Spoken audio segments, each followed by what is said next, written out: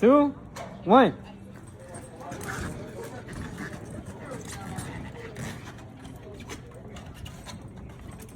Come on, Omar.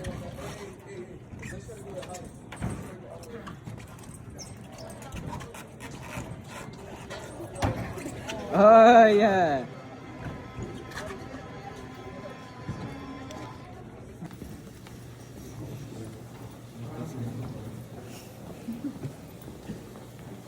I wonder if this is like a real running water. Why is that mean?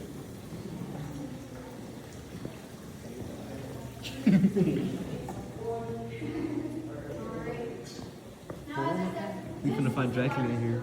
Okay, so things get a little bit smaller from here. And a great introduction to that is this next passageway that we call Boston Avenue.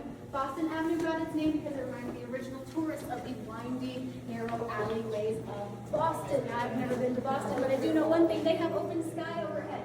We do not. We have a ceiling, and that ceiling has a clearance of 4'10". So since it looks like everybody here is shorter than 4 foot, or taller than 4'10", we are going to have to duck. So please watch your head very carefully and follow me. I remember You went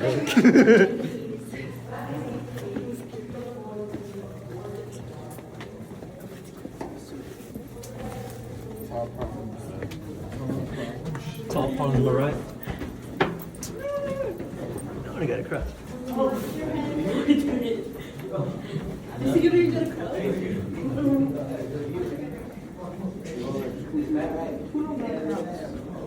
How's that?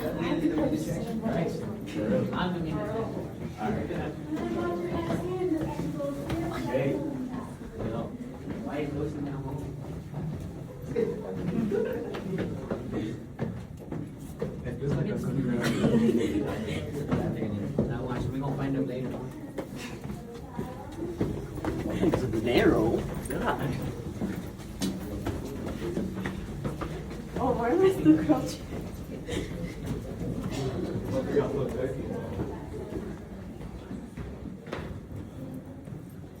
Now this room we call reception hall, but this chimney that I'm showing you guys, we call the wishing well. So would you guys take a look, scoot on further into the room. This room's bigger than you think.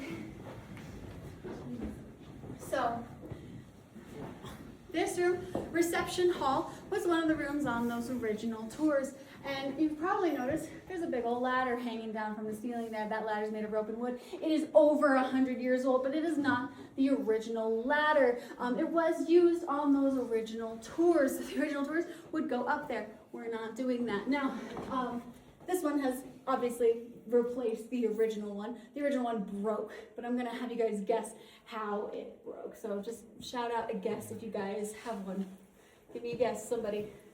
A ladder broke? Yeah, how did the first ladder break? A heavy person. No, not a heavy person. Not a heavy person. It broke a little bit more creatively. It burned down. Those original tours that started in 1881, they didn't have flashlights like these. They had candles. And open flame and rope and wood don't mix well. So at one point, tour was going up and the ladder caught fire. After that, the tourists got a little bit smarter. They started to put out their candles right here on the ceiling. Those are the soot marks when we're over 100 years old. And they would just whoop, put their candle out right there before they would continue up the new rope ladder and continue on with the tour there. Now, how in the world do they even get those soot marks up there on the ceiling? It's way too high up, right? It's not. The original floor of this room was right here. We have a different floor underneath our feet. It was right here where this rough rock meets the smooth. And the original entrance to this room was back here through this narrow tunnel. So they would crawl in, not through the nice little passageway that we went through. They'd crawl in on their bellies. They only had this amount of space to be in before they would boop, put out their candle and then continue up in the darkness up that rickety rope ladder and then reignite their light at the top before continuing on with the tour. So a little bit crazy. Now, how in the world do we have a different floor underneath our feet. At one point, we would have been completely buried underneath mud. In order to make the tour a little bit more accessible and the cave a little bit more enjoyable, we have improved the cave by doing something called cave pushing. Much like a child cleaning their room, we have taken all the stuff, the mud and the sediment and everything that had filled up these passageways, and we pushed them into the corners and dead ends, and we built these man-made barriers to keep it at bay. So we're just shoving everything into the corner. So anytime you see like man-made walls like this, that is evidence of cave pushing. It's why we get to go on a nice leisurely stroll instead of crawling on our tour. So I'm very grateful for cave pushing. Now, this formation up here, this is a ribbon stalactite. It's pretty cool, but we have another nickname for it here at the Cave of the Winds. We call it Cave Bacon, because it looks like bacon. And now this does not form like a stalactite does. It's not with water dripping repeatedly off the ceiling in the same spot over and over. This is when water follows the slope of the ceiling, following the same line, depositing those minerals in a pathway over and over again. Sort of like when you wash your face and you get water running down your arm and off your elbow. It's just like that. It's water following the slope of the ceiling, following the same path over and over again, eventually building up and creating those ribbons. Which is pretty cool. We're going to see more bacon. But to get to that bacon, we have to get past the smallest clearance in the cave. It is a clearance of only 3'8", but luckily it's on that stairs, so we're approaching it at an angle, which means we can just grab onto the railing and lean forward, and it's not that bad. If you have a backpack, I recommend taking it off from this part. So let me. Yo, what? Who got a light? Who got a light? Oh, I never belong to Dorsey's ancestors. Now this is home, bro. Where the quote unquote fossils at? This is his living room. This is where I all began, bro. Where it all began. Was that a fossil?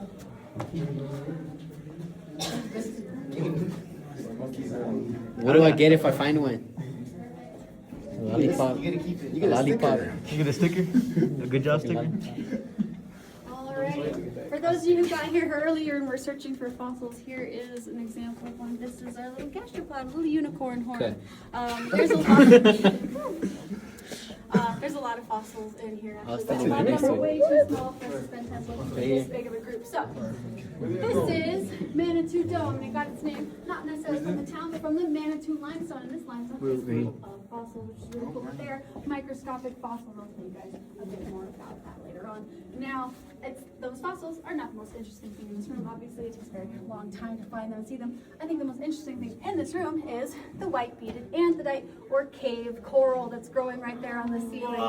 And this is not actually coral, it's a stone. It grows in a weird way. It kind of defies gravity. It twists and curls and sometimes even bends upward, not exactly going with the flow of gravity.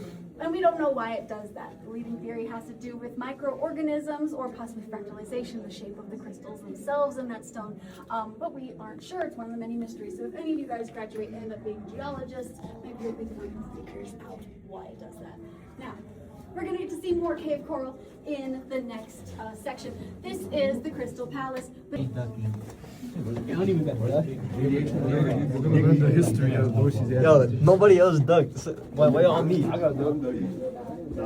What was that? Wait, right is right? Right is right, left is lost. Yeah, then we'd fart. You won't. Who's farting? Who's farting? I feel like Batman right now. Batman? What is this? They said right. Dorsey!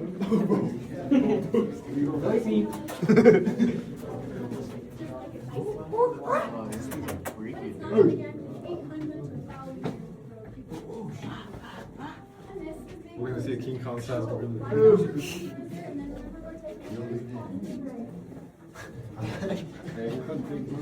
Yeah, what a bat's at? What was this? It's a light. Soda? Yeah, this bruiser right here. Huh? Me my little bruiser, bro. The bruiser? Yeah. He ain't that big.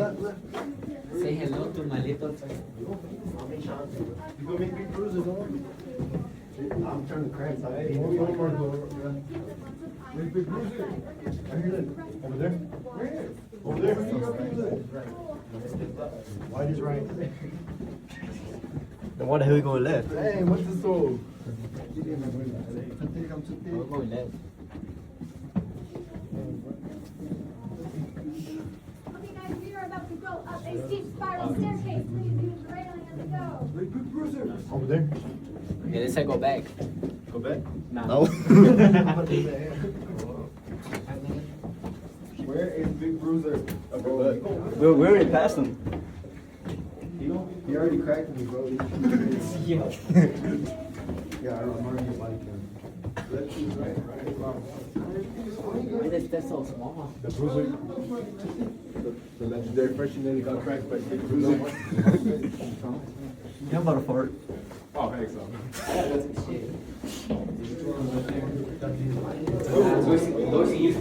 Man, this shit is small. Yeah, why you speeding up? Hurry up, hurry up. Yeah, slow.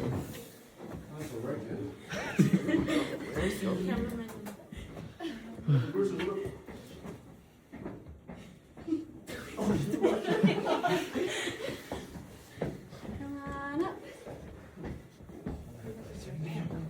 Smells like a shoe store in here.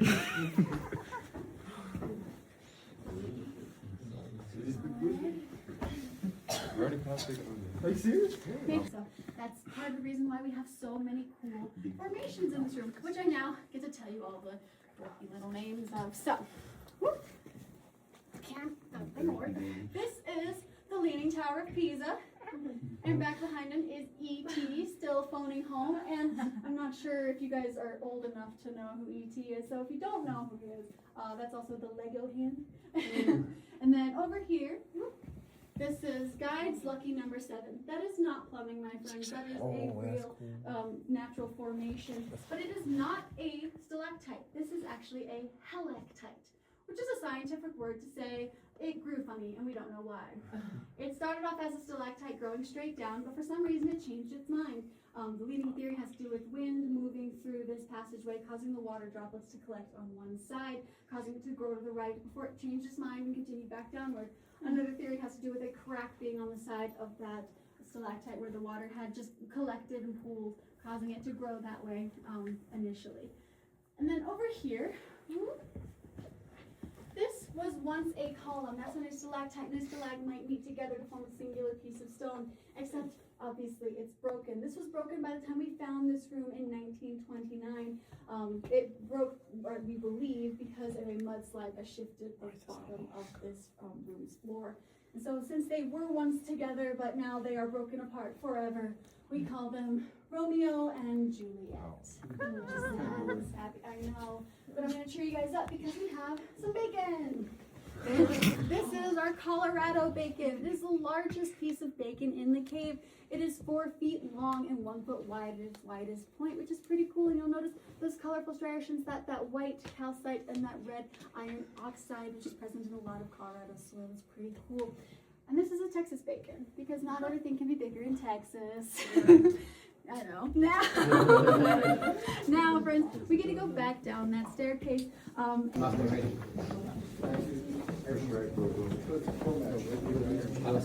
What can he fall got on video? Huh? He fall got on video.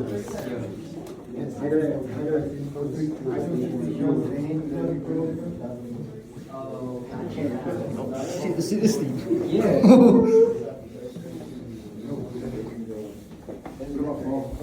Bro, Dorsey used to jump down. Bro, he ready to fall down. Not even. Oh shit.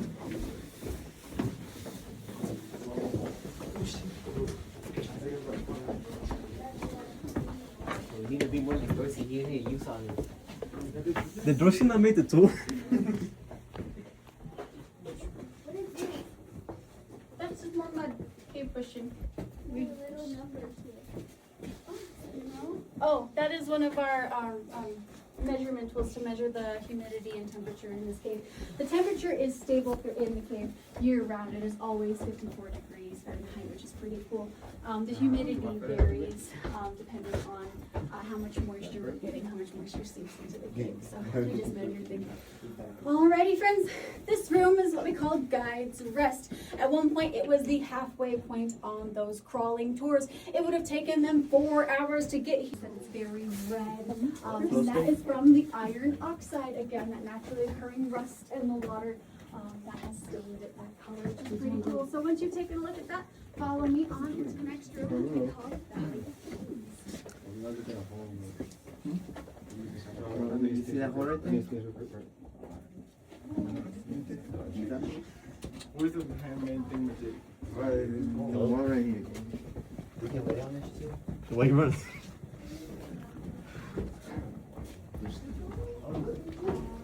Yep.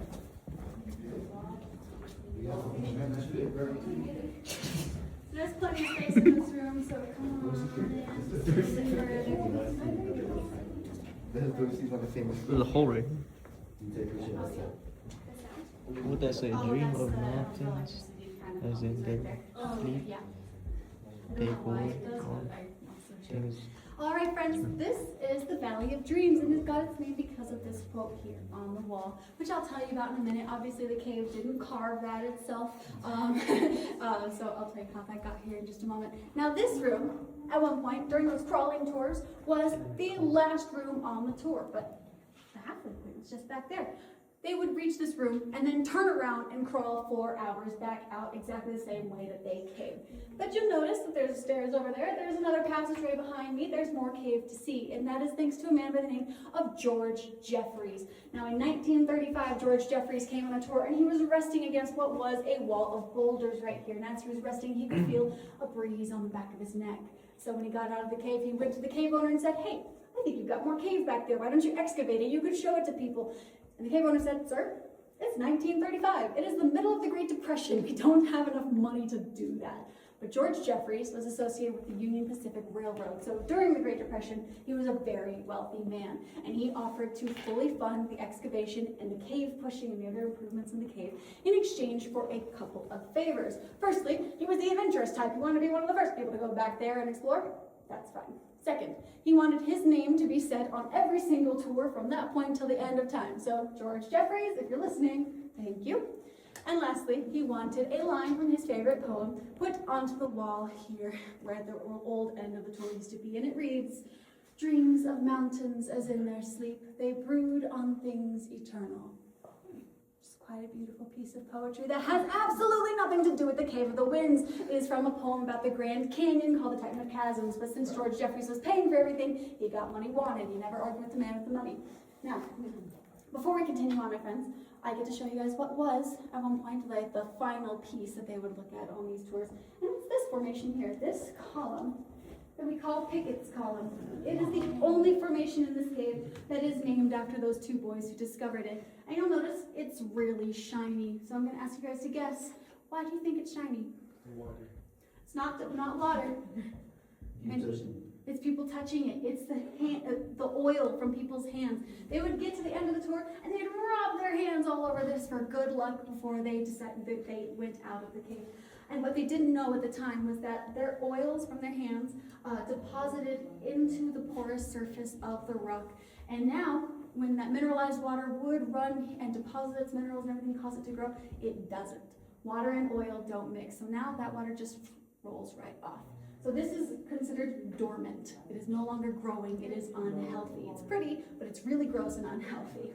Now, we can't wash that oil off without further damaging the stone, so we have to wait for it to naturally break down, unfortunately, which can take a couple hundred years. So anytime you see any shiny spots like this in the cave, that's evidence of human contact touching the stone repeatedly over time.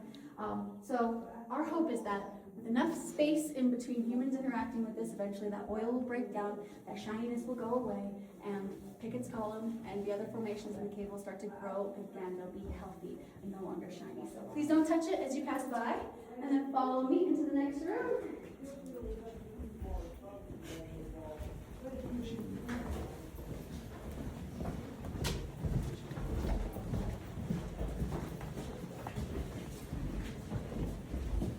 Take a look over to the right, to the right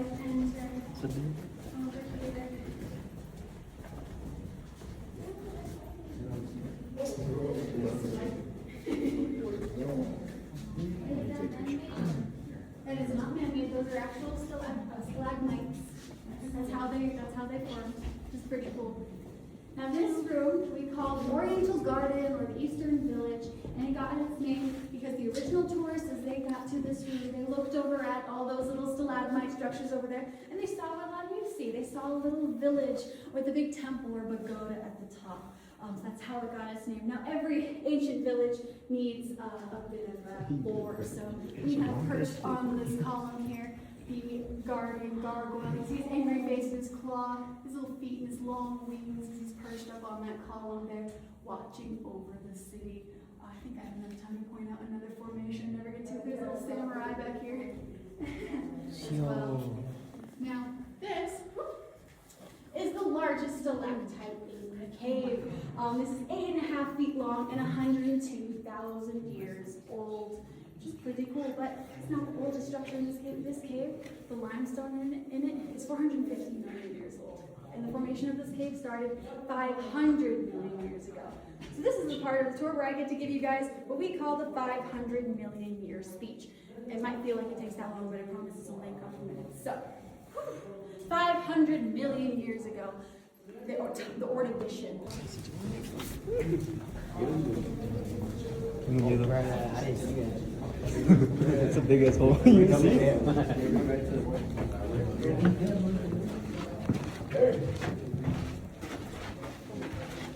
Oh, this is a dirt floor.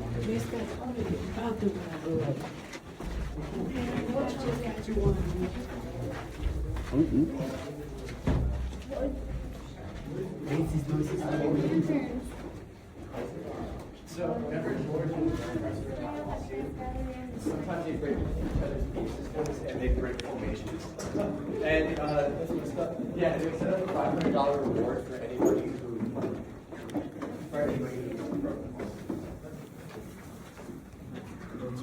Oh, we've got a bunch of traffic going on. So if my group can kind of scoot to the sides, to the right, and let some of the other groups here.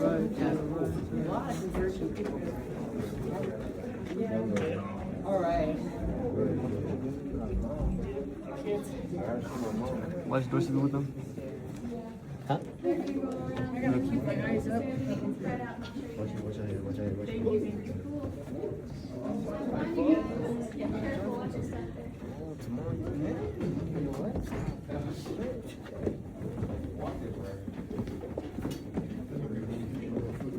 Yeah, good food. Not bad. Watch your head. Watch your steps. No need to. Okay, guys, I'm supposed to stand here, but you guys want to kind of like circle around to make sure that you guys can see. I hate ducking, man.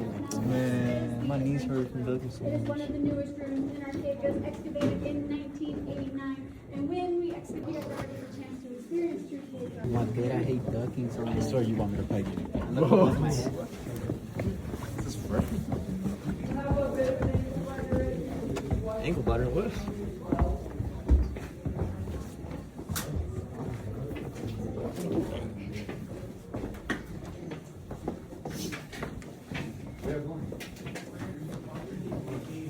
Dorsey.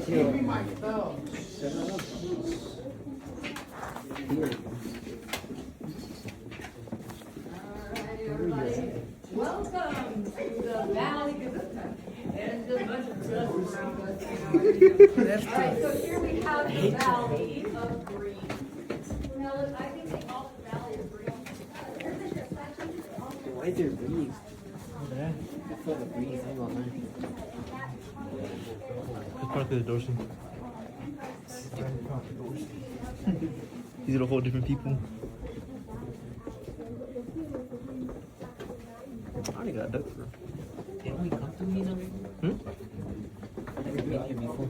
Let's do it. I'm connected with my ancestors. I'll keep that now. Batman. Justice. Yeah, I could be. Alright. I'll be a go-to cave This diver. is Tall Man's Headache. Remember, tuck, suck, and duck.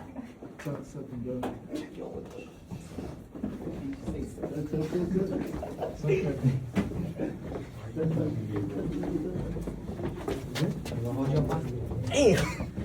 I shouldn't have 8 players.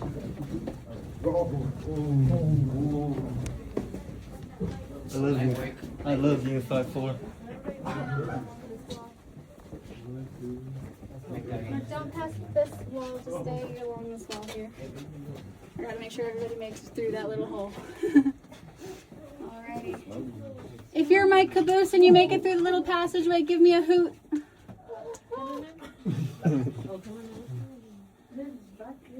Alright, do I have my whole group? No, not yet. Okay.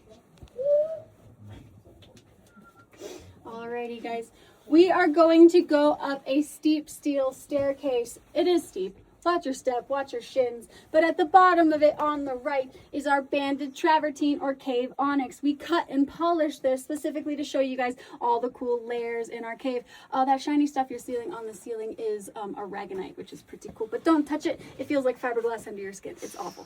Now, as we continue up, I'm going to point out that that cave onyx to you guys. Please point it out to the people behind you. And then follow me up the stairs and straight at the top. Okay? Cover your gas. So You smell like what? Smell like Gucci. That's not echo, is it? Oh my god, I hate Tucky mucho hand, Diego. little curve. Now once you've seen it, bring his head on up.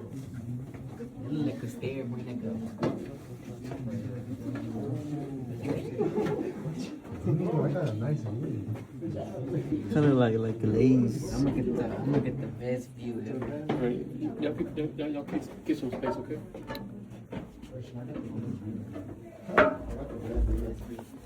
This is kind of stinky. My, look at my view. Oh, my. I see Nicki Minaj.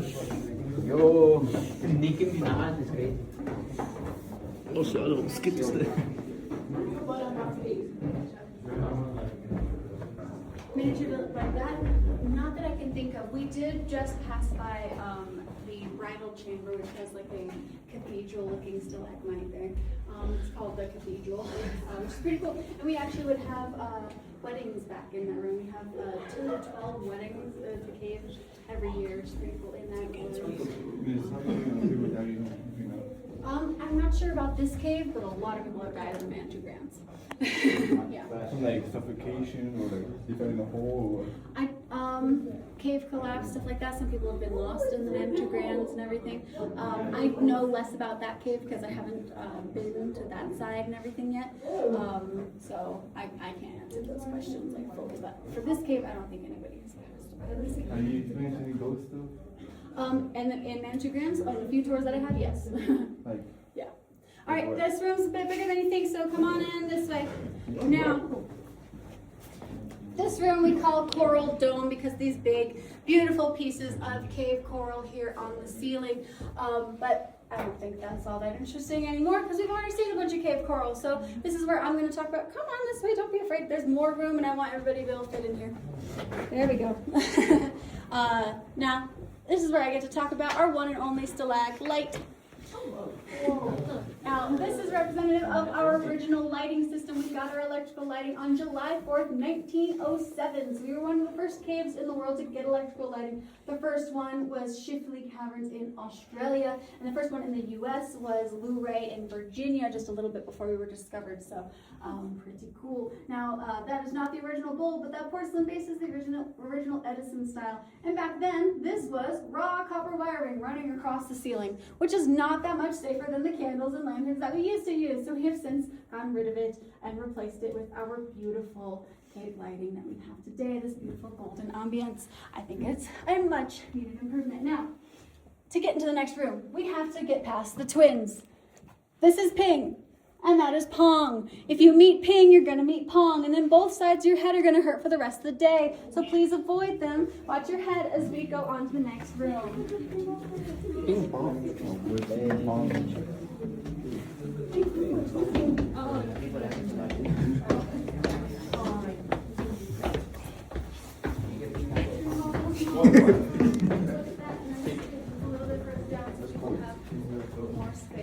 Who's this? My sister is actually working on the other side, the other section of the cave. She's definitely experienced some haunted stuff. She's got little nice scratches on her back.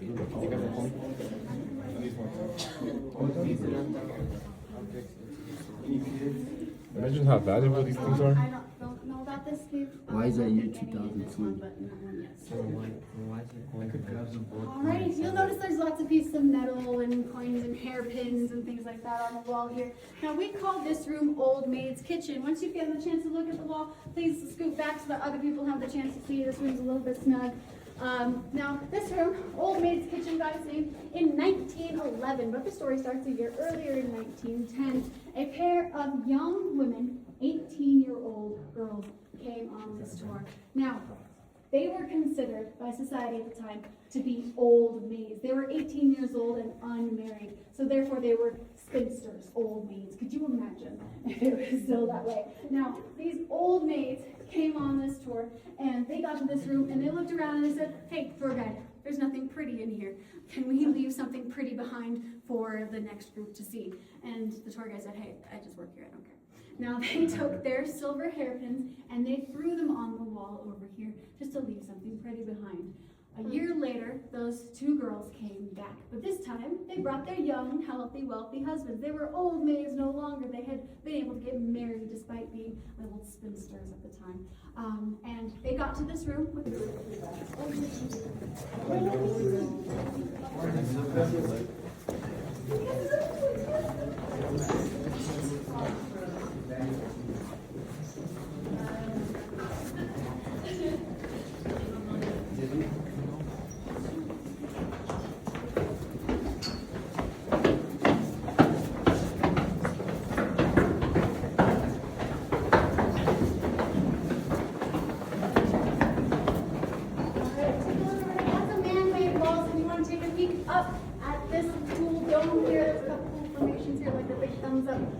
And who was asking about Bigfoot earlier?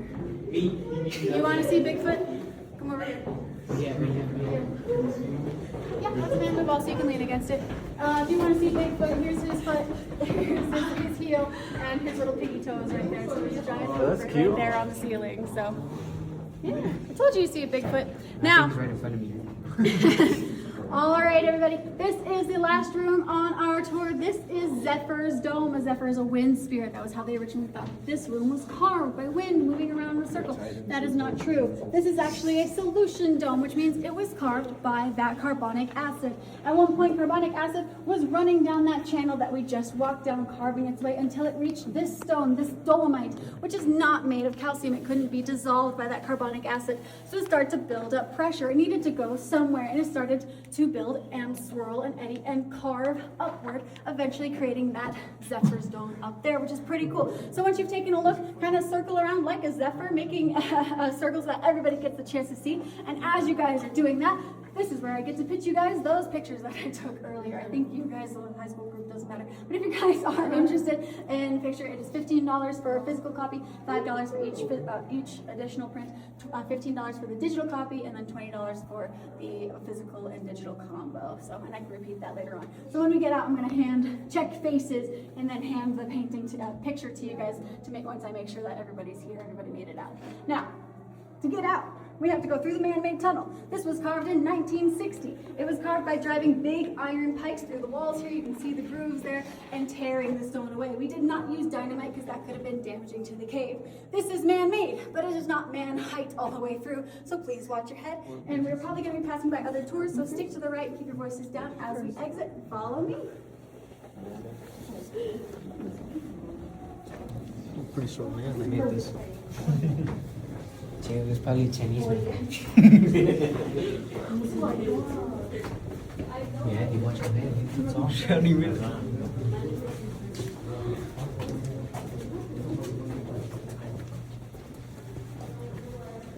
Whoa.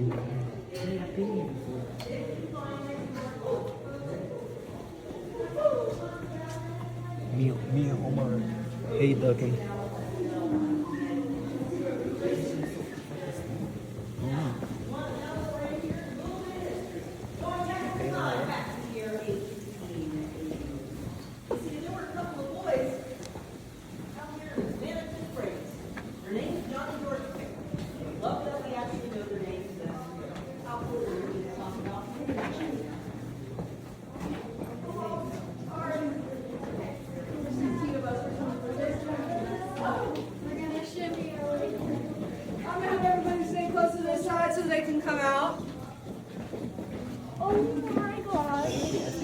Tony Span. What?